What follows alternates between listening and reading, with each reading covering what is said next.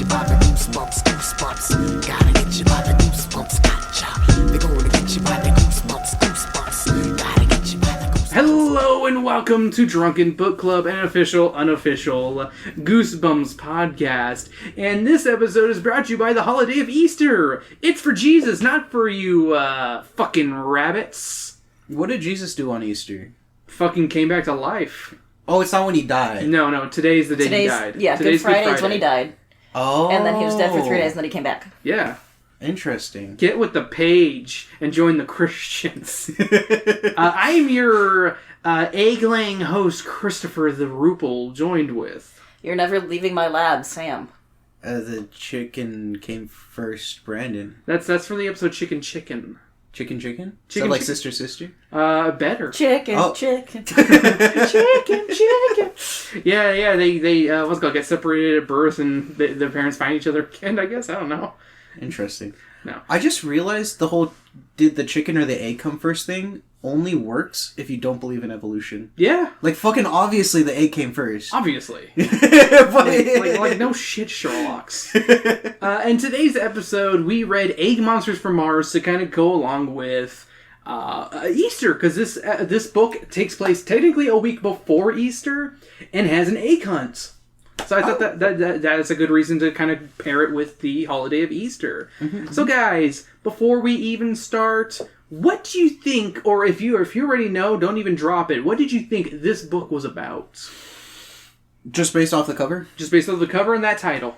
I mean, I would assume that it's just about rotten eggs.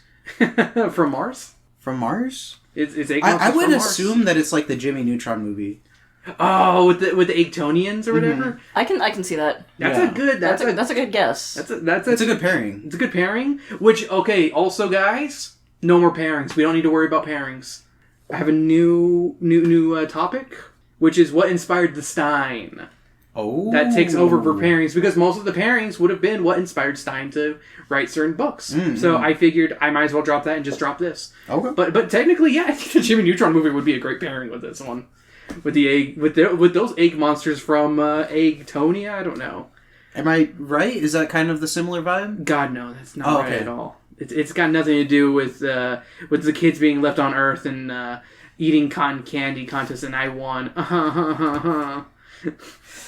Sam, what did you think this book was about? I thought it was going to be... I know the twist at the end because you had it in a quiz once. Yes, I did put it in a quizzer. So I knew it was going to end with a boy laying an egg. Yes. Spoiler for Brandon. Mm-hmm. Oh, good, he wasn't paying attention. Never mind. You're okay with spoiling because he doesn't listen to women. Or people who... Or thems. Or thems. Themin, if you would. Ooh, themin. It's like the new Venom. Oh, God. Sorry, all I can think of is somebody put, like, are you non-binary AFAB or AMAB? And somebody was like, it feels like it's just misgendering with extra steps. Because it is. Anyways, basically finds a weird egg. Parents don't believe him. Sorry, my phone went off there. Go ahead. The monsters happen, shenanigans happen, and we go, everything's gonna be okay. And then dun dun dun dun dun. So let's get into the cover. Another delectable piece of art. We have the titular egg monster emerging from a green egg. Its gloppy yellow body escaping from the egg carton that it is in. It stares at you with deep sunken-in black eyes, with tiny yellow pupils. Is it a threat? Is it a friend? Let's find out by reading this story. But before we even go into there, I forgot to even do what did we drink today? We did drink. We did drink, which is probably... Yep, Sam had a watermelon margarita. Before I even said, Sam, go ahead. Chris gave me a margarita and told me there was eggs in it. I did not Raw say there eggs. was... I did not... That's a lie. Raw eggs. You said you did not want the eggs. You were like, That's true. You were like, oh, give me eggs. I'm like, sure thing, Brandon. I cracked it open and he was like, no, I don't want salmonella. I don't want salmonella. Why don't you want salmonella? Yeah, don't you want salmonella? All the cool kids got salmonella. I did. Yeah, I may have gotten salmonella last week from eating undercooked egg. I just shabbed myself for like 3 days straight, for like a week straight. Yeah. Did you really get salmonella? I'm pretty sure I did. I never got diagnosed, but... it was not through eggs, though. It was... Cantaloupe. Cantaloupe. It was during the cantaloupe recall where I was like, why am I shitting my brains out? Chris is like, did you eat cantaloupe? Yeah, because I literally looked up... Like, I think I was like looking on the news thing. Yeah, this is like a couple months ago. It was right before Thanksgiving. Yes, a couple months ago.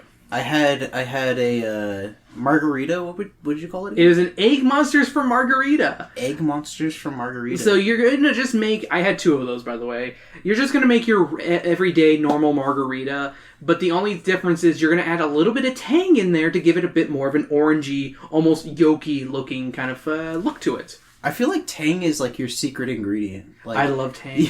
I'll make any recipe, and then to make it Chris's recipe, just a little bit of tang. A little bit of tang. I was originally what I was going to do with this drink, though, at work, I was going to buy an alcoholic drink at work, but I was like, this feels kind of weird buying something at work like this.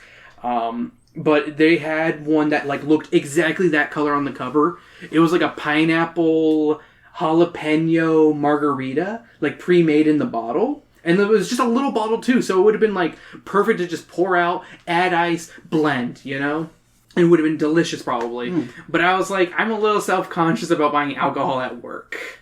Even though no one knows me, so it wouldn't have mattered. Especially on like week 1. Yeah. Can I say something really gross about the cover? Say it. Go ahead. That tile, am I right? No, I was going to say the texture. It's The from texture of the what? the texture of the egg monster. Yeah. It looks like gloppy, like half-cooked scrambled eggs. It does, but it also kind of looks like what hentai always shows what smegma looks like. I hate to agree with you on that one, but... It also kind of looks like the pony jar Oh, color of cum. This is my podcast, and we're not talking about pony cum. My little pony, my little pony, come in a jar. And then put it next to the radiator. I hate it so goddamn much. I hear you breathing. You're lying. Why would you lie on my podcast? That's better. It hurts to breathe. It hurts to breathe. Isn't that right? Please tell the truth on the podcast. We're real truths are the ones that get you hurt nowadays. Is the new hate speech? Worst bumper sticker I've seen in a long minute. Oh, that was such while. That was such a bad bumper sticker we saw. So I'm both sorry, but also not sorry for that.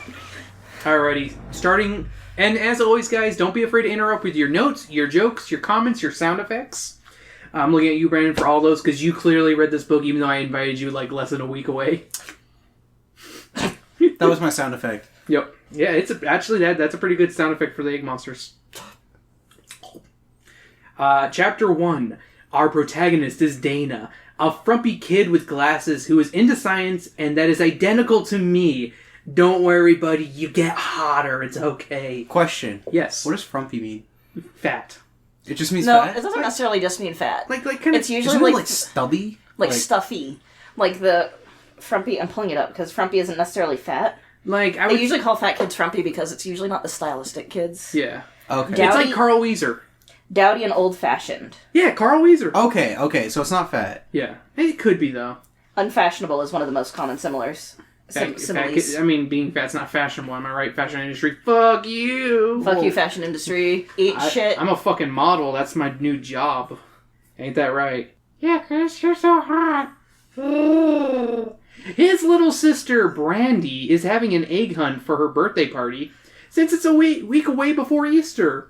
So it's not that crazy of an idea. You know? That's fair. Yeah, I was about to say, I remember... Oh, go ahead, sorry. Sorry, I love it, this part where he's like, my sister gets anything she wants, and if she wanted to wear red, white, and blue ostrich, my dad would be in the garage paying an ostrich right now. Yeah. If I said I wanted an ostrich, he'd say, go play with your sisters. Yeah. Yeah, there's some fucking bomb-ass funny writing in this one. Dana is chilling with his best friend Anne while they wait for the egg hunt to happen. The prize for whoever finds the most eggs is an American Girl doll. Holy and Sam... shit. Yes, yeah, that's true. Hold all comments about American Girl dolls until the end, please. I can just say that they're expensive, though, right? Yes, they are. I mean, what's an average American Girl doll? Like 80? At least. Yeah. Like, that's what it was in, 2004. Yeah. So it's probably more now, but it's still stupid expensive. Which makes the boys who were invited not interested in actually doing the egg hunt, because would you want American Girl doll, Brandon? I mean, yeah. I'll show you what the dolls as look a boy, as a little They're boy. the life-size ones, right? No, they're 18 inches. Oh. They're like no, half I'm your good. size, yeah. I'm good. Yeah, I mean, Wait, hold on. yeah, because you're short. You're a little Asian guy. Yeah, hold on. I'm short. It's as tall as your dad. Like, this is like their fuck. faces. Oh god, no. Yeah, Fuck see, no. see, exactly. See, told you wouldn't That want shit's like haunted. I had 2 of them. Oh. When the egg hunt is about to begin, Anne bets $5 that she'll find more eggs than Dana, and he agrees. The egg hunt begins, and Dana runs for a place to stake out all for himself. When he gets there, he finds an egg, and when he's about to gather more, he hears a scream. Chapters 2 through 4, because these chapters were shorts. One of the kids has found out the hard way that the eggs aren't hard-boiled or painted. Brandon, as someone who is not religious, have you ever done an egg hunt before? Yes. So you know that they normally come hard-boiled, right? Or do you usually have the plastic ones? No, we usually did the plastics ones, but it would Gotcha. be really fucking funny to like hide some ones that look hard-boiled Gotcha. and just not have them hard-boiled. I say my parents always did hard-boiled. Always did hard-boiled and plastics. And then they give me a basket. Some of the kids find this interesting and start chucking them. An egg fight ensues. Fucking children. Brandy begs that everyone stops, but ends up getting egged. Stop it! Dana nearly gets hit by 2 eggs, both from Anne. Dana tries to retaliate by tossing his 1 egg, but doesn't, as he realizes his egg isn't a normal egg. The egg was as large as a softball, green, and it was covered in odd blue and purple veins. See, it's actually a Nerf ball. He just has shit eyesight. That's why he has those glasses. They gave him those ones that are not the right prescription. Weirdest of all, the egg has a pulse.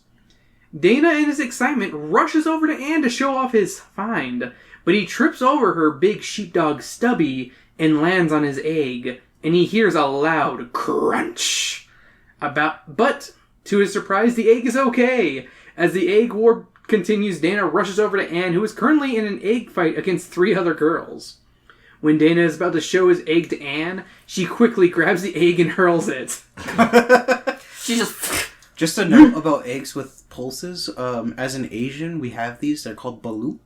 Balut? Balut. What is that? It's an egg with a fetus inside. Ah. And you hard boil it. Oh.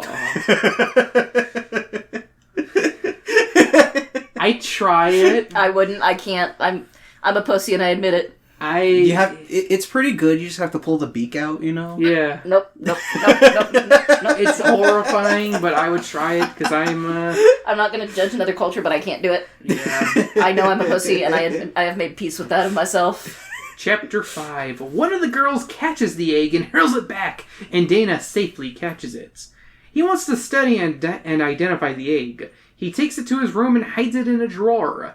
That night, Dana and his family go out to dinner with his grandparents, but all he can think about is the egg. I do love the grandparent-ass gifts that Brandy gets. Oh, yeah? Of slippers and a pajama set, and she's like, thanks, it's so great. And he's like, she's a good actor. She's a good actor. Sadly, once they get home, Dana is exhausted and heads straight to bed. As he sleeps, he's awakened to a loud thumping coming from his drawer. Should he open it or run away? Chapter 6. Dana apprehensively approaches the drawer, unsure of what may be inside. Could it be a turtle or something more sinister? He opens it and finds the egg where he'd left Fucking it. whack-ass turtle. Yeah, I'm like, what the fuck kind of turtle is that? I have something in my notes about that. He opens it. He opens it and finds the egg where he left it. He decides he needs to show his parents. And I always think this is like a 2 a.m. kind of thing. It was like, he went to bed relatively early. I thought it was around like 10 or 11, because his parents are still awake. I thought he woke them up. No, they were awake. Okay. I'm pretty sure. But either way, my brain just went, oh no, it's like midnight. And they're like, fuck off with this. No more fucking eggs.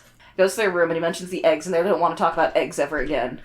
Dana tries his best to show them, but his dad tells him not to go sit on it, and Mom goes, that's mean. And hatch the egg. And hatch it. Dad's like, go sit on your egg and hatch it. And Mom's like, don't be mean. And he's then like, they get into a full-blown argument. and Dana's like, alright, I'm out, which makes me feel like they have arguments regularly. Yeah. Dana takes... They're gonna fucking get divorced after, what's it called? After he lays an egg on somebody's lawn. I was gonna say after Brandy graduates from high school, but yeah, sure. Dana takes the hint and leaves. He then attempts to show his sister, but she doesn't give a fuck either. So Dana places it back in his drawer and lets the heartbeat lull him to sleep. Hey, it works. And then chapters 7 through 10. I mean, there's a reason why, like, heartbeat is, like, one of the, like, soundboards for, like, trying to fall asleep. Yeah, would you guys, like, be soothed enough by a heartbeat just playing in the middle of the night? I feel like from an egg that I don't know what's in it, probably not. Yeah. In general, I don't like noises when I sleep. I like white noises. I have to be in silence. It's why it's really hard to sleep with Sam. Found the no offense to Sam. non-ADHD person. Yeah. you just figured this out. Neurotypical. Neurotypical! Oh no! My white and native and Hispanic all make me normal somehow. Even though I fucking do go into very huge, what's it called? Hyperfixations. I think it's more possibly, I don't think it's, I don't know if you have autism, but it'd probably be more on the autism side than the ADHD. There's a spectrum. Yeah. Go ahead, Sam. Okay. Chapters 7 through 10. The next morning, Dana is awakened to a loud cracking noise. He realizes it's the egg. He rushes to the dresser and sees it hatch. The creature that emerges from the egg looks like it's runny scrambled eggs with green veins crisscrossing its body. Dana excitingly calls for his parents to see it, but no answer. He discovers that his parents have taken Brandy to piano lessons. Wait, am I Brandy? Fucking No. American Girl doll? Piano lessons? No. Did you take piano lessons that early? I took them, like, starting at 3, and then I, like, picked them up again, like, elementary school. Did not know that about you. Yeah, no, I took piano lessons for a fucking long-ass time. Did not know. I remember, like, in 4th grade, because I had piano lessons with somebody else in my same grade, and I made a face, and my mom was like, don't be mean to him. And I'm like, he's a jackass. It's like, doesn't matter, be nice. He then decides to show Anne the mysterious creature. He nervously places the blob into a shoebox after some trouble and heads to Anne's house. Anne is having eggs for breakfast when Dana is about to show her what's in the box, and Stubby trips him again. The egg monster lands on her plate and she thinks they're rotten eggs. Anne's mom is pissed at Dana for ruining a perfectly good meal and takes the plate to the garbage disposal. What I love is the thought that he just was like, here's some rotten eggs. Like, Yeah. she thought that was a thing he would do. Hey, It's you want to just... see these rotten eggs I brought over? Chapter 11 through 13. Dana is able to save the alien and is told by Anne's mom to go outside. Dana and Anne head outside to examine the creature. Neither is quite sure of what it is. Dana then plans to take it to a little science lab in town to have it examined.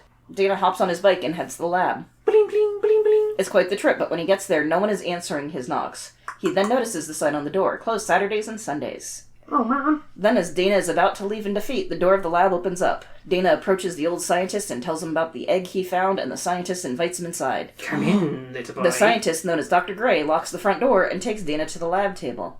Dana sets the box with the creature inside on the table, and the scientist is shocked at what's inside. Did you? It sounded like you had something to say there, Brendan. This is coming back to me from the animation we watched like 5 minutes ago. Yeah, there we go. That's my pairing, is that animation we watched.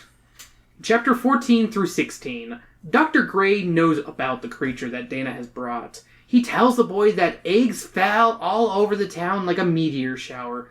The doctor thought he had wrangled them all, but it seems he missed one. I want to think that he was trying to grab it and he kept accidentally kicking it and it just kept rolling away. And then like fell in the bushes. Wiggum. Yeah. Hey, come back here. Dr. Gray then explains that he believes the eggs came from Mars and then shows Dana the other Martians. Wait, is there a justification for this, or does he just kind of throw that out there? He just throws that out there. He's like, that's just what I'm gonna say. And we take his word. It's from Mars, for sure. Yeah. I mean, yeah, why not believe him? He's a scientist. The pair and... Nothing says trustworthy like a man alone that locks the door when you come in. Hey, I think he had a good... I think Dana had a good explanation of why he locked the door. That he didn't want other people coming in? It's Saturday or Sunday. It's closed. They should keep it locked. Okay, wait, question. Yes. Do you think that Goosebumps teaches kids to trust weird adults too much? A little bit, yes. Yeah. Actually, no. This one... No, most of the stuff they tend to say, like, don't... The weird person is not the person you should be, like, going towards. Literally, 9 times out of 10, most of them do not say follows a weirdo. Because, what's it called? Say cheese and die. Spidey's the weirdo. They don't trust him. In Curse of the Mummy's Tomb, there's a character who's a weirdo that they don't trust. And they actually try escaping from him. Like, I can name a couple more if you really want me to. Like, the only times that they trust an older figure who's kind of strange is Welcome to Dead House with, what's it called? Compton Dawes. And they should trust the old man in the Werewolf of Fever Swamp because he's not that bad of a person, but he is kind of weird, though. Okay. But You can't just arrest someone for being weird. I mean, he's a homeless guy who lives in the swamp, who possibly has murdered things. Yeah, I was gonna say, all I can think of is, like, some of the other serial killers that have done that. They're like, they just live in this little, like, tent in the hills. It's fine. Yeah. It's fine. We don't know where this person's at now, but it's fine. Hide. Dr. Gray is keeping the Martians inside a freezer as heat makes them melt. The pair enter the freezer to introduce the baby Martian with the others. Oh, look at the baby! As Dana is trying to ask questions to the doctor, the egg monsters then surround the pair and block their exit. But the doctor says they're perfectly harmless and that they do that sometimes for some reason. Well, and I'm also like, aren't they also, like, super small? Like, they're like, But they're all conjoined and shit. but if they're just, like, in a circle, can't you just step over it, is what I'm saying? Yeah, more than likely. Can't you just kind of, like, just step over the circle? Dana wants out of the freezer, but Dr. Gray has other plans for the boy. Chapter 17. Dr. Gray is trapping him there as he doesn't want the secret of the Martians' arrival to go public. He also wants to quarantine the child since he handled the alien with bare skin and could be carrying a mysterious disease. Fair enough. That is actually kind of valid. Yeah, salmonella. That's just what he actually has. Dana doesn't want this and tries to pull open the door of the freezer, but it is locked electronically and only the person with the control unit can open it. Dana is going to be here for a long time, it seems. Chapter 18 through 20. Dana pounds on the door and window in the room and tries to break out, but it's no use. The egg monsters talk with one another, and Dana just ignores them until suddenly they approach him aggressively. Before they touch him, they get his attention and form a triangle. Dana isn't quite sure what they're doing, but tries to communicate them by forming shapes with his hands, and this seems to work for some He's just doing, like, reason. the ninjutsu, like... Yeah, yeah. Go ninja, go ninja. When he's done with that, he starts to inspect himself to ensure that nothing is happening to his body after touching the aliens. But soon, he realizes his legs are starting to get lumpy and soft like the egg monsters. Nope, it's just one of the Martians humping his leg. Soon, Dana realizes he's getting way too cold. Dana is sick of the shit, but he has a plan. On Chapter 21, Sam. Chapter 21. Mom, Dad, come pick me up. I'm scared. That's literally the plan. Yep. The brilliant plan is to phone and call his mommy and daddy to save him. There's no phones or other means of communication in the locked room. Dana is fucked, but he still has hope. He remembers that he told Anne where he was going, and she'd probably tell his folks where he went when he's not home for dinner. Dana dozes off, but is awoken when he hears his father's voice. He's saved! Sadly, the dastardly Dr. Gray tells Dana's dad he hasn't been there.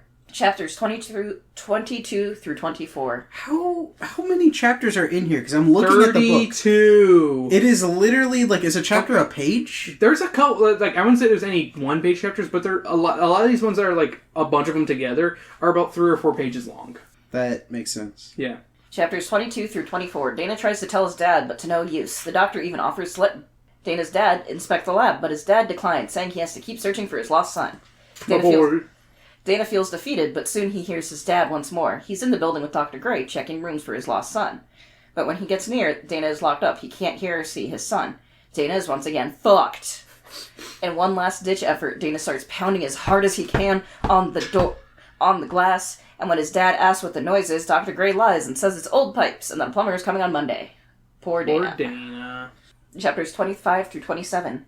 Dr. Gray applauds Dana's attempt Good job, little boy. to get his dad's attention, but tells him it's useless. The glass he was banging on is a one-way mirror, and he could hear them because Dr. Gray is a speaker in the lab that he can control with a remote. Dr. Gray warns Dana not to tire himself out, because in the morning he'll begin performing tests on him. I'm going to be shoving things up your butthole. Dana curls up into a ball in the corner and attempts to sleep in the freezing environment, but does fear not knowing what the egg monsters may do to him in his sleep. Soon, all the egg monsters start joining together, become one blob, and all come for the boy. Frozen and cold in fear, Dana doesn't move as the egg monster starts enveloping him. Oh, I've seen a hentai like this. Chapters... We all have. Yeah. Chapters 28 through 30. It's too late to fight back. The alien has covered its warm body over Dana's like a blanket. Dana realizes that's all the Martians were trying to do. Comfort and keep him safe. Dana sleeps that night and awakens the next morning violently by Dr. Gray. Dr. Gray wants to know how Dana got the aliens to transform into a blanket for him, and why he would let them cover him. Dr. Gray then throws the egg blanket at the wall, infuriating the egg monsters. Fuck you! They do look like Gleep and Glop from fucking what's it called? The Hercules, I think. Yeah, that's why I did the... He then grabs Dana and is dragging him somewhere else. But Dana breaks free, but has nowhere to go. Dr. Gray says he's going to freeze Dana in here, and there's nothing he can do about it. Chapter 31. As Dr. Gray is about to leave, the egg monsters attack him and smother him under their combined weight. Dana takes his chance and runs to the exit to freedom. He makes it back home, and his parents are thrilled to see him and demand to know where the fuck he's been. Dana tries to explain the egg monsters from Mars, and tries to take them to the lab. They're apprehensive at first, thinking something is wrong with him, but they end up taking the car to the lab. When they get there, something amazing has happened. Chapter 32. Both the egg monsters and Dr. Gray are nowhere to be found. They plan on calling Dana's doctor to give him a checkup, and he admits he's not feeling too well. Dana rests that day, exhausted from all that has happened. Later on, Dana is awakened by Anne, inviting him over. He gets ready, and on the way to her house, he stops and crouches down on the grass and lays the biggest egg you have ever seen. My question is... No! Did they impregnate him? Did they impregnate him? He was impregned. Oh my god! These egg monsters are Greg, and they're impreg Greg, and he impreg. I was like, oh, the egg monsters aren't so bad. No, they fucking impregned him. That's just... The blanket was a way that they could fuck. Oh. That is my thought. Oh. Also, my question is, did he take his pants off? I think what they did was they pulled an alien, from the movie Alien, and covered his mouth a little bit. Like they shot a little hose and went so he could still breathe and shit. No, but where did the egg come out? His asshole, I guess. I'd say his butthole. Cochlea? His butthole. If we're to believe one of the comic adaptations that was done, I think in the UK, he spits it up. Oh, okay. But he says he squats down. Exactly. That is very true. So if you're squatting, I would... Like, Brandon, you're more than welcome to look at the final page and see what it says. So he definitely pulled his pants down and laid an egg? No, did he lay the egg in his pants, though? That's my question. Maybe he was wearing shorts and, he's just a toddler. He just, shimmied it out of his out of his shorts. Is that what you're thinking? Yeah, obviously. I crouched down in the grass and I laid the biggest egg you've ever saw. But... it is the biggest egg, so I don't think that's going through your shorts. He had to have gone. Yeah, that had to be pants off. Jesus fucking Christ. Pants off. See, I'm just imagining him in the middle of the lawn doing that. Just hold on. I think I need to poop. When you gotta go, you gotta go. That's got to be the darkest ending to any Goosebumps ever, because that means that boy got fucking assaulted. Yeah. Don't think about it too much. But don't think about it too much. They impregned him. Oof. Sam, do you have any notes for this one? I don't.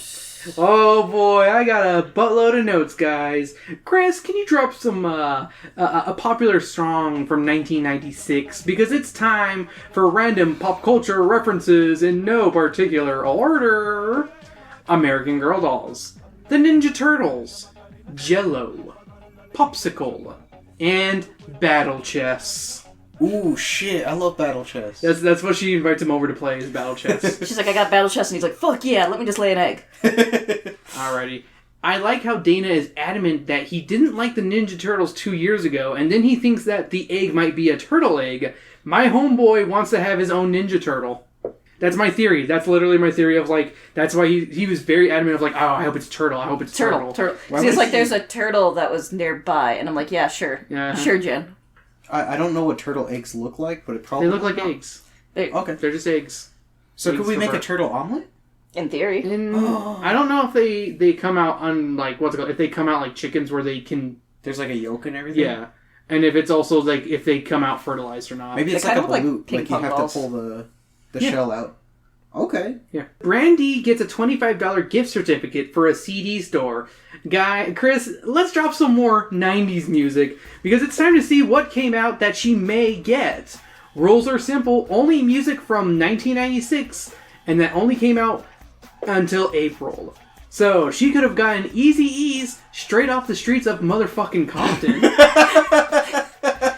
She could have gotten Tupac's All Eyes on Me, a very popular album of 96. The Fugees, The Score, one of the best albums from that year, in all honesty. Weird Al's Bad Hair Day, which bomb-ass album. That probably is more likely. That is one of my favorite Weird... That might be my favorite Weird Al album, in all honesty.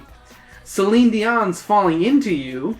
I feel like that's more believable for a little girl. Yeah. Busta Rhymes' The Coming. And that's all I have for more popular music of that year. Or, maybe she'll wait until Wannabe comes out and get Spice when it's released later this year from the Spice Girls. Oh, shit. And also, I'm really pissed because I could not mention any metal albums, and there were a lot of really good metal albums from this early part of this year. So I was only kind of conscious in 1996. Yeah. Is Celine Dion a little girl's type of thing? I mean, I could see a little girl being into Celine Dion because it's like my mommy listens, so I might like it kind of thing. That's my theory, at least. I still think she's into Eazy-E. Yeah, she's way into Eazy-E, just listening to Off the Streets of Motherfucking Compton. And those were the albums I could find that could make sense. I didn't want to go too far and be like, also these ones from 95. I just wanted what's new from this year. Alrighty. We're made aware that Stubby, the large sheepdog, has a normal tail, so it may be safe to assume that the dog may be missing a leg. Maybe. Because why else would you name a dog Stubby if it doesn't have a stub tail? I mean, you have stubby legs. I mean, it's a big sheepdog, though. That's true. Yeah. Like, I personally... Because they say it's a big sheepdog, so I'm imagining that sheepdog from Little Mermaid. Yeah, that's what I was pretty much, imagining was... Like, I don't know what that kind is called, but that's what I'm thinking. I believe that's just, hold on. Dana, in just one sentence, went from being one of my favorite Goose kids to near the bottom. What kid hates mac and cheese? Yeah, he's like, ew, mac and cheese, gross. And I'm like, fuck you. My headcanon is that he's lactose intolerant. I'm guessing Old English sheepdog. Yeah, there we go. Old English. That's what it is. Honestly, mac and cheese as a kid, I was not super into. Okay. But that just might be because my white mom made it, So yeah, it's not good. She makes some good stuff, but not necessarily mac and cheese. Yeah. But yeah, I'm just assuming he doesn't like... He says in the book that he doesn't like the texture and stuff like that. But I'm also going to take a guess that he also is lactose intolerant, so he doesn't realize that he's lactose intolerant, and he's just like, I have the shits after eating mac and cheese. Which, I mean, hey, that's a fair assumption, It's crazy with this book. You'd think the scary part would be, the titular egg monsters from Mars, but the true terror is stranger danger and being kidnapped, and your father not being able to save you. Like, a dad is a symbol of hope for a kid. Like, he's a superhero in the eyes of a kid, but when he can't save you and you know you're fucked, that beacon of hope is gone, and then you're impregned. That's an even darker ending. Jesus. Alrighty, let's get into random question time, guys. Sam, Brandon, do you have any questions about this book that you want to ask the group? Did you guys get Easter candy, and if so, what was your favorite? Oh, that's a good question. I can easily tell you what's my least favorite. Robin eggs. I hate robin eggs. What are robin eggs? They're candy-coated Whoppers. So they don't even have the chocolate, but they've got the malt bit. Oh, yeah, those are pretty gross. Those are gross. Those are disgusting. Those are one of my least favorite Honestly, candies. my least favorite from Easter were the chocolate bunnies. I never got... Okay, so I'm with you on this one, because I never got good ones. I was going to say, my parents always got me the good shit. Yeah. So they'd get me the Dove dark chocolate bunnies by the time I was, Dana's age. Yeah. And that is my shit. Because they are solid, they are good chocolate, and they're not too huge. So you can just, have them in a couple of settings. Yeah, I don't know if this is controversial, too, but Peeps... I like kind Peeps. of underrated. I like Peeps. Or overrated. I like them. I like them. I like them, but... They're not my favorite, but I like them. Yeah, I was going to say, I wouldn't say they're, the best thing ever. The thing that is particularly Easter-specific for me, and it just has to be around Easter, Starburst jelly beans. I was just about to say that I don't like regular jelly beans, but Starburst ones, pretty freaking bomb. Yeah. They were always in my basket, and they always I always had the regular ones, and I was always like, gross. Like, my mom never, I don't know if she just didn't realize I didn't eat some of the candies, but she would always get them the same ones every year. I think it's just because it's just those are what you get, kind of thing. Yeah. Because I would always have robin eggs, hated those, would give them to my dad. I would always get jelly beans. I would always end up tossing because I don't think anyone liked jelly beans. I liked Peeps, so my mom would always give me Peeps. But then there would always be, the other ones, like the Easter Reese's Cups, which I love, that were just shaped like eggs. Cadbury eggs I fucking love. Okay, question. Yes. What age were you determined to be too old to do the Easter egg hunt? Someone told you can't, or you decided yourself? Either way. I think my parents stopped doing the Easter egg hunts when I was I want to say 12, because my little sister was like a year younger than me, so they still did it for her kind of thing. So I still did it that year, but like after that, it was like, I think once I turned 13, there was no more Easter egg hunt. I remember there was like a gradual change into like me doing the one that was hiding the eggs. Yeah. So I never had the changing to being the one hiding the eggs because I was the youngest. Yeah, same kind of thing. Oh, fair. But for, I think it was like around 10 or 11-ish, I want to say. Mm-hmm. That, and also like, you've seen my parents' house. It's not a huge... Yeah, and they'd I was always do it about to outside, and there's like There's like nowhere 12 to hide places. them. Like Yeah. after a while, I was just like, I know this one's here, this one's here, this one's Yeah. here. There's only so many places you could hide them, and you can't hide it in grass because there is no grass, it's just dirt. So... Yeah. No, my... And it couldn't be the backyard because the dogs would probably try to eat it. My family was all fucked up. They put it up in like the rain gutters and shit. And we're like 3 years old trying to... No, my parents were like, one of it was like they placed it in between the car and the mirror car, like the side mirror was one of the places. It'd be like Mailbox. underneath the tires, like it was like in that one spot right there. They put it. I remember... Mailbox was always like the big... mailbox was always a big one. I think there was like one by the irises, maybe? Yeah.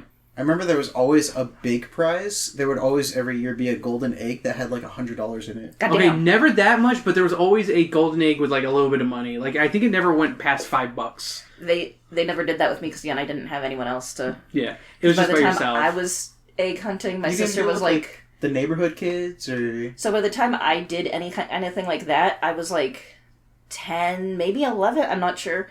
And they let the little kids go first, and they didn't do anything like that because it was where our church did not have money, and they did not want to have a whole like shit show because some 5-year-old like found the $5 and like ate it or something. Yeah, the main church I went to growing up never had like anything like that. But we would usually go to my grandma's church because she used to go to like one of the mega churches kind of thing, and they would have like a fucking egg hunt, and that one would always be like the little ones would go first, and then like bigger. It was at that point I was like one of the bigger kids, so like then I would go and be like, yeah, whatever candy. It'd mostly be like grandma candy because you know mega church just because they have money doesn't mean they're gonna spend money on fucking good shits. Yeah, I was gonna say they don't. The pastors don't keep saying rich by giving so much out to their public. Exactly. I don't remember, honestly, when I stopped doing Easter egg hunts, but I do kind of just remember not doing them anymore. Yeah, I kind of remember my mom being like, are you okay if we don't do anything? Kind of thing. Like, I don't remember it specifically, but kind of that vibe of So, like... you guys have never done like the Easter egg hiding? No, Even as adults? I was as a little kid, and I never, like, went to a place where I did it. I'm gonna say, like, my sister... I'm gonna say, well, when she first moved back into town, because for a while she was in California, and he had been too young anyways, cause, Yeah. But COVID... Yeah. So just... Yeah. We weren't really getting together that much, and then my like our family's not very religious, so it's one of those like we'll do stuff, but we're not like a huge thing. When did you stop getting like Easter baskets? Yeah, I would say the same time, like 12. My parents, my mom was pretty chill. She gave me Easter basket up until like I was almost 18, I think. yeah, same. And my parents will still give me quote unquote Easter baskets, but usually it's like here's a bag of chocolates, Yeah, and an Easter bunny. I And will that's say it. the coolest fucking Easter present I ever got was Simpsons Hit and Run. nice. It's funny. I got that as a Christmas present from one of my brothers. Such an underrated gift in my opinion. I got a Barbie doll once. That's the trauma one that I always talk about. The one where the girl... Did you ever hear the story? No. So we were playing Barbies, and they're like, let's play trampoline. I thought we'd be like, yay, just jumping up and down with them. She takes it just... Starts whacking it. You have to explain what you're doing, Yeah, just Sam. whacking the doll against the wall. And then the head just pops off. And I'm sobbing, because I've had that doll for like 2 weeks, and I was trying to be like a good friend and share. Yeah. Wait. They said, do you want to do trampolines? And then smacked your doll against the wall. Yeah, she just... Whack. What is the... Okay. Stop using my stuff, Sam. You're not... I used my phone at first, so shut up. Stop using my stuff. Don't whack my stuff against the wall. Stop yeah. using my Magneto toy. His head will fall off. But yeah, no, she just did that, and I was like, how is that He's a trampoline? survivor, Sam. Like, how is that trampoline? So that was my first question. Yeah. Because, like, I get, like, doing this. Yeah. Like, jumping up and down, just like... It's kids, you just don't know. And she just smacked it. I remember... This is the year I found out that the Easter Bunny wasn't real... Because my mom... I got a copy of The Mummy Returns, and for some reason, I really wanted Jurassic Park 3 instead. And my mom was like, oh, I'm like that like Wild Thornberry's cartoon character. I can talk to the Easter Bunny and get it exchanged if you want. Wait. The And Easter you're like, Bunny, wait a fucking second. Yeah. The Easter Bunny was an actual entity in your guys' Like, Yeah. I didn't know it was like a Santa Claus type of thing. Yeah. When I was little, I think I kind of believed in it, and I was like, how do they get it out of the fridge? And like, don't ask questions. Yeah. Just does. Now Yeah, die the I fucking never eggs. put two and two together. It was like, wait, we made those eggs and decorated them and shit like that. It's like, who the fuck does Caesar Bunny think he is? This fucking asshole. Taking credit for my Well, work. what I love is that he Taking just credit for this. he doesn't make anything. He just grabs stuff you already have and hides it. What a douche, you Like, know? because Santa at least comes down and gives you things. But he expects cookies and milk. I mean, that's a fair Easter Bunny trade. doesn't expect anything. No, I never. But he just moves shit around. Like, He's just a really... that's some British fairy bullshit. I never had like an Easter bunny.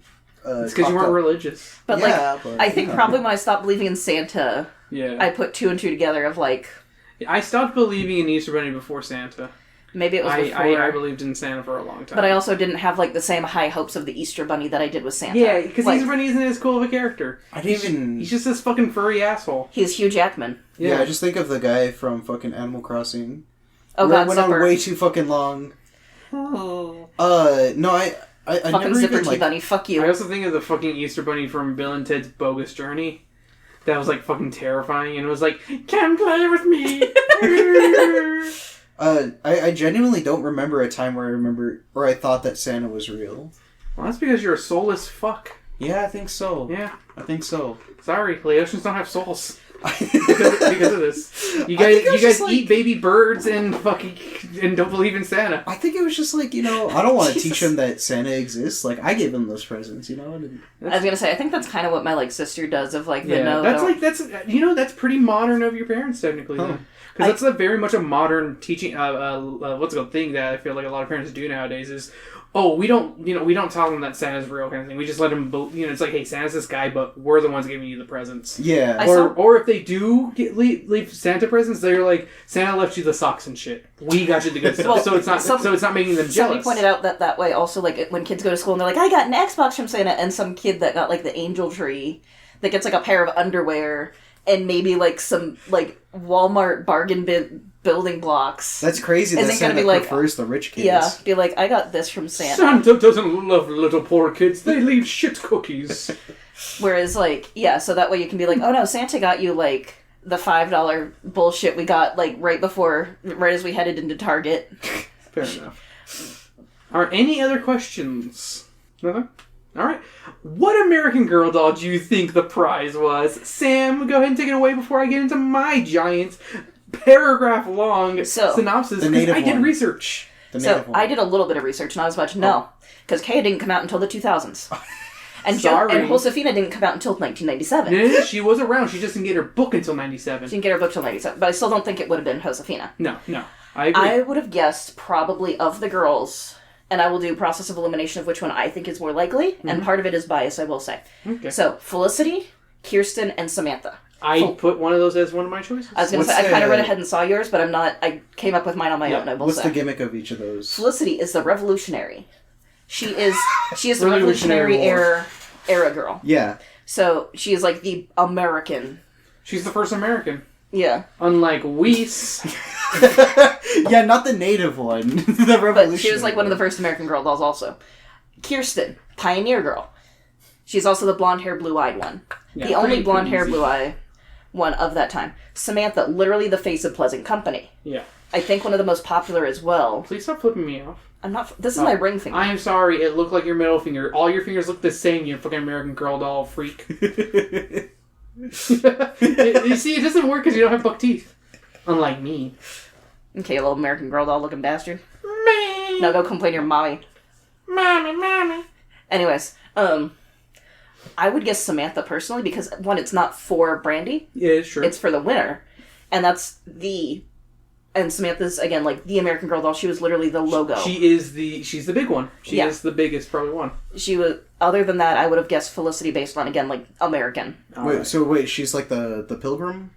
Samantha is the motherfucker? Edwardian like turn of the century one, Like Ah. early but she's 1900s. literally like for the longest time they had a silhouette of a girl, and the silhouette of the girl was specifically Samantha. She had the prettiest hair, and She had, like, and a she didn't sl- have lice. Like the Like a rest She of had a them. half ponytail, like literally it was just like to here, just like to her neck. And it was just like a half ponytail that Samantha had. She was also the least likely to have lice. Yeah. Like Little House on the Prairie type. That's Kirsten. shit. No, it's a little bit further. It's early 1900s, so it would have been more like. I'll show you. I don't fucking know. It's like after steampunk. Yeah, that's a good way. So, here's my theory while Sam looks that up. This book was released in April of 1996. Go ahead and look at the picture. Okay. Like that.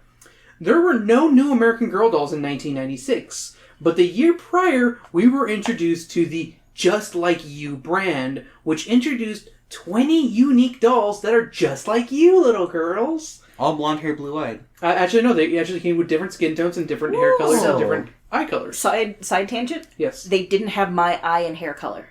It's because you're a freak. They did not have hazel and brown.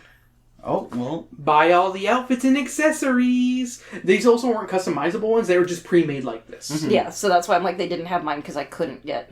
So I'm going to take a stab and say they got the Just Like You number 5, which has red hair like Brandy. I figured maybe if Brandy was the lucky one to win, she could get the red-haired one that was like her. But even if she lost, she could also be like, hey, you're getting to take me home. That's my theory. If it's an actual historical girl, I'm going with Felicity because she's the earliest one with red hair. And Josephina had her big breakout in 97, or else I'd choose Josephina, in all honesty. So, that was my personal theories. And I did like an hour-long deep dive into the American Girl doll wiki, and I feel gross. See, I just did like 10 minutes of like American Girl doll wiki and I could already filter out like half of them. Because, again, like, Kit came out when I was like in 4th grade. Yeah. And I remember that was like the hot shit and I wanted Kit, but my friend got Kit. And she also had Kirsten, which is a weirdly red flag of like, you got the 2 blonde hair girls. To be fair, one of them was a hand-me-down. Yeah. And then Kaya came out after that, and that's when I was starting to kind of age out. And then any doll after that is new. Yeah. I figured it wouldn't be Addie just because as much as, like, it just feels like it's one of those, like, I hate to say it, but white parents usually aren't gonna get Addie for their... Addie also didn't come out till later, I believe. Oh, really? Yeah. I didn't you really... can double check that, but I'm pretty sure she didn't come out till later. Like, honestly, as much as I hate it, like, I think of the... I hate being that person as well. That's why I also chose the red-haired white girl, being like, this is clearly a white family. I hate to say it. But, Are you just saying that because he laid an egg? yes. Black people don't lay eggs. Just like they don't cheat. God. Let me see, now I'm looking it up, because... Go right ahead. I'll just... She has a face mold that was created for her and first reused in 95. So maybe she would have been around. I just went with the white one, because this is... She was released in 93. Okay, then. She could have been that one, but I really doubt it. I hate to be that person. Like, I still... R.L. Stein doesn't know anything about black people. Well, and it's also one of those, like, if you're just getting a generic doll... I hate to say it, but... This was the White first girl book one. with colored people in it. Does it specify that? They say that they're Egyptian. Oh, okay, fair enough. Yeah. But, like... generic as Samantha doll, which, like, brown hair, brown eyes. Alrighty, which turtle of TMNT crew do you think was Dana's favorites? That he would name this egg monster from Mars if it wasn't an egg monster, but an actual turtle. I think he's a Donatello kid. I was going to say Donatello. I was thinking Leonardo. Really? You Yeah. think Why? he's into the leader? I think he wants to be the leader. Whether or not he's actually the leader is another story. I liked Leonardo as a little kid because he had the coolest weapon. That's fair. That was the only reason I liked Leonardo, because he had literal swords. I was like, you can actually kill people with those. That was my initial At first, thoughts. I always thought Raph had, like, the lamest ones, and then I realized how cool they are and the fact that how he can block and, like, Yeah, disarm. I was about to say, you didn't really think about that until, like, they actually started showing that shit in the actual cartoons. So, Well, not only that, but it's just the most practical, right? Rise of the TMNT is actually kind of smart in, like, showing the different weapon stuff. We're not like- getting into Teenage Mutant Ninja Turtle talk. That'll be another day. I really enjoy that cartoon, though. It's a good cartoon. Do you think the egg monsters are cute by their description, Sam? Not really. Lies. No, they fucking inbred him. Yeah, I was gonna say after that, I'm like, not really. They look. We just talked about how they look like congealed Well, cum. and I'm also thinking the texture. Yeah, I was gonna say, I'm like, the texture and everything, I go, I don't want to touch that, no. Would you have picked up the egg monsters? No, God no. Definitely not with my bare hands. And I would have just scooped it in with the lid of the box, just... yeah, and that's my final thing on that. Alrighty, final segment before our book report. What inspired the Stein? Before I get into my giant list of things that may have inspired the Stein, what do you think Egg Monster from Mars what may have inspired Stein to write this one? What? Jimmy Neutron movie. That did not come out until 2001. I hate that I know that. What else happened in 2001? Shrek came out. Nothing. Shrek came out. What the fuck are you talking about? Shrek came out. We are no longer welcome into the I don't remember what it's called. Go listen to our Shrek episode of DreamWorks Movie Muses that came out earlier this week. Brandon's not on it. Sorry, just that. 9/11. 9/11. 9/11. All right, Sam. What about you? Do you have any inspirations for a book from 1996? I can't think of anything just because I'm not super up to, I just don't know that much in the way of. You don't know anything. I don't know anything. You don't know anything, Chucky. I want the big banana. Okay, Chaz. Brandon, what about you? Do you have any? Mars Attacks? It's not really. Mars Attacks was a little bit later, I think. Actually, it may have actually been 96 itself. I feel like Independence Day. No. it doesn't share enough DNA anyways. It's just the idea of Mars. That's fair, and they're not really invading. Yeah. Though the Mars Attacks cards did come out in the 80s. Mm-mm. Yeah, the initial cards themselves, and they're really. I feel like there badass. was a lot of Mars stuff around this time, right? Mars Attacks. Independence Day just says they're aliens, as far as I know. It doesn't say Mars. Yeah. That's all I got from Mars and that. Okay. The Mars rover set from Lego, which came out in the 2000s. So, this is a tough one to come up with what may have inspired the Stein. The egg monster design is so unique that only a madman with a unique mind could craft it. A quick editor's note. I realized while editing this one that the egg monsters are really not that unique as I said they were. They're pretty much just Gleep and Gloop from the Herculoids, which we were literally saying, making the sound effects of Gleep and Gloop earlier, and I don't know how I didn't put two and two together, so there we go. The egg monsters from Mars are just the creepy, horrified, those pictures nowadays where people would draw cute things horrifically? That's what the egg monsters from Mars are. They're just Gleep and Gloop done like that. Okay, that's the end of editor's note. Love you.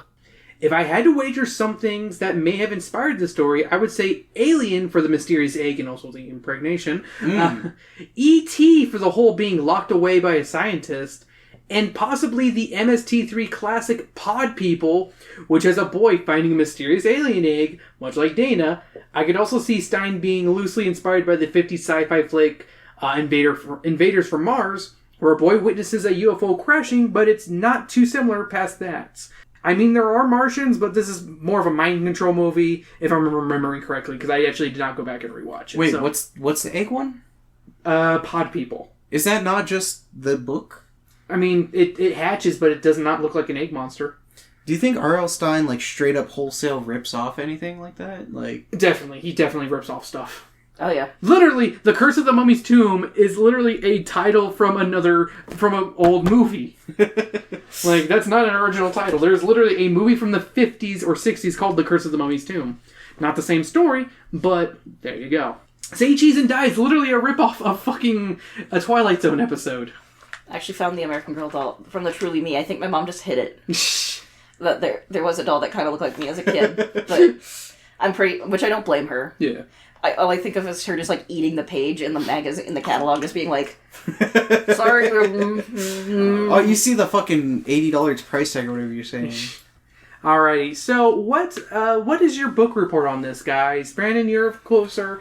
Now, you're allowed to say something and what you think about the final score of this book, but you're also, you're not required to. I feel like this is the darkest Goosebumps story I've ever heard of.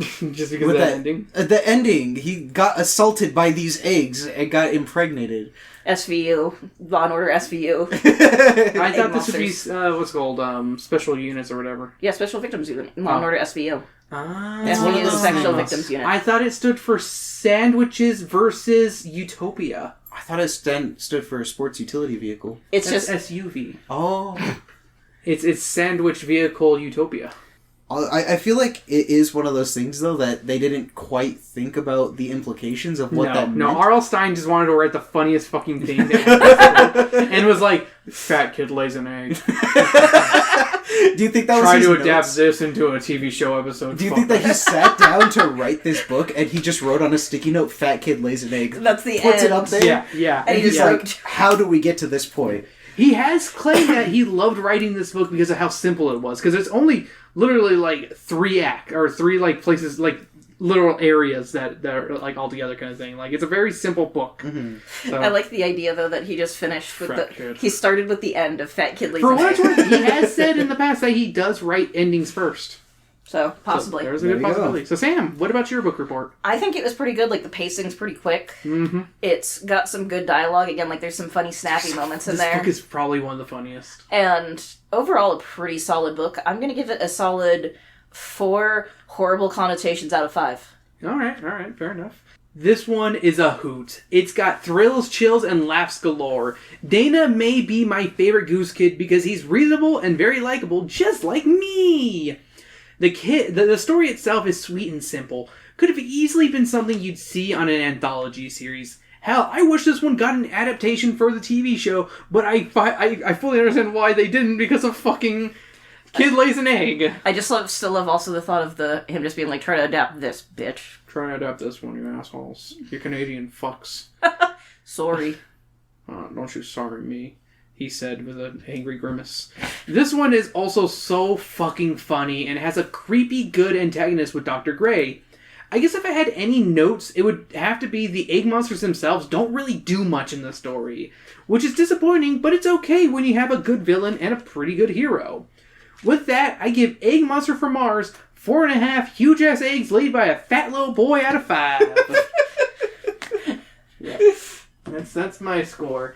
So that's the episode. That was a hoot of an episode. I'm not gonna lie. That was one of my favorite books, in all honesty, for the Goosebumps. Like, I forgot how much I love this book. It is so fucking crazy. Alrighty. Thank you for listening. If you guys like what you heard, make sure you like, subscribe, all that other stuff. Make sure to rate and review us wherever you can. On iTunes, it really means a lot if you leave a 5-star review and tell us what, if you think we need to make improvements, put them here. Or what you'd like to hear, put them here. You want us to get a second set of balls? Yeah, if you want us to grow a pair of balls, leave it here. It's A-okay. Just let us know. We need to know these things. I apologize. My fucking loose sack between my legs. I'm sorry. There's nothing there. It's nothing there. Sometimes you need another pair. I'm a Ken doll. That's why you got Brandon on here. He's got a pair of ball. I got 2 pairs. Yeah, two. What are you? Force. What is it? Krogan? Krogan, yeah. A Balchinian. Balchinian. Okay, there we go. Yeah, from fucking Men in Black 2. God, I hate that so much. But hey, leave a review. Leave downstairs. We really mean it. We really like that stuff. It really does help us improve. Constructive criticism is always welcome.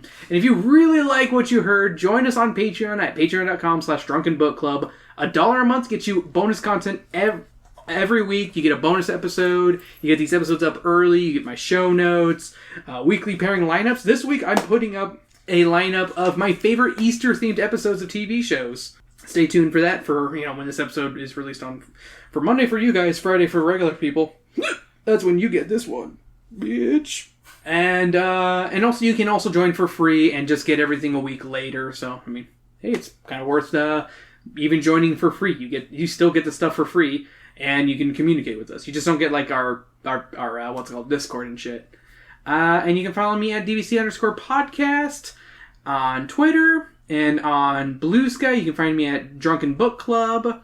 And you can find my personal Instagram page at _RuPaul, where I am currently rating and reviewing every single album from the 1001 Albums You Must Hear Before You Die, which is also on the YouTube channel, which, just look up Drunken Book Club, you'll find us there. Can I get a little spoiler? Oh, go ahead. What'd you give 1989? 1989 got a must-hear. Ooh, alright. Which, if it's out of 5, that's a 4 out of 5. There you go, okay. I did enjoy it, but I don't think I'll ever come back to want to listen to it again, though. At least in its entirety kind of thing. In its entirety. Because I thought it was really good. It was very simple, fun pop. Not gonna lie, I was singing along to Shake It Off, and because that's a really fucking fun song. I'm not gonna lie. There's a lot of fun songs on there, but it's not an album I'm gonna go back to and listen to again. Okay. It's definitely a 4 out of 5 one for me. I would not want to buy this one personally, because I have no need to listen to it again. I'll lend it to you. I'm good, thank you. You're not going to be that Swiftie that has a blanket over their head to hide from their boss when they're on TV? No, I'm good. That is still my favorite person. What? There was somebody that was on the news that went to Taylor Swift, I want to say the Eras tour. More than likely, yeah. Either that or some other one, but they were on the news and they didn't want they called out of work, so they put a blanket over their head and like sunglasses on so their boss wouldn't know, at least in hopes that their boss wouldn't notice them. Beautiful. Sam, where can we find you? You can find me on Tumblr. I'm going to try getting back onto Instagram and rarely Twitter and Blue Sky at Berserker Rose. Brando? You can find me at Eldritch Maid on the TikToks or the X.coms. That's Twitter. The Twitter, yeah. Twitters. And you can follow our good buddies Weiss and Noelia. Weiss at Force Left Hander, drop the E on Hander, on YouTube and Instagram, and May Myriads on Fiverr and VGen. Thank you. I was like, I never remember that other one. If you'd like the artwork for Disney movie muses, that's who did that work. And if you want to be like, I want some artwork like that, go find her on there. It's well worth it. Well worth the $1 million I paid in royalties. I'm so poor. It's all on credit, bitches. I don't have to pay a single dime. I tore up that credit card. What credit card, Mr. Company? Woo woo. Business expenses, you know? Yeah, exactly. Great business expenses.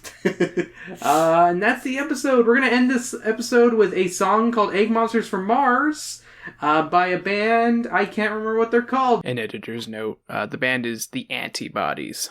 Definitely check them out. They're fucking awesome. But it's only 41 seconds long, and I hope they don't mind me putting it at the end of this episode. And don't go laying any eggs. Uh-oh. Lois. It's Brandy's birthday, she's such a pain. Then I saw the pale green egg with blue and purple veins. I went to visit the scientist in town to show him the creature I found. Egg monsters from Mars, it's been out since that show broke. Egg monsters from Mars, well don't you know that, no, yo. Egg monsters from Mars, and I'm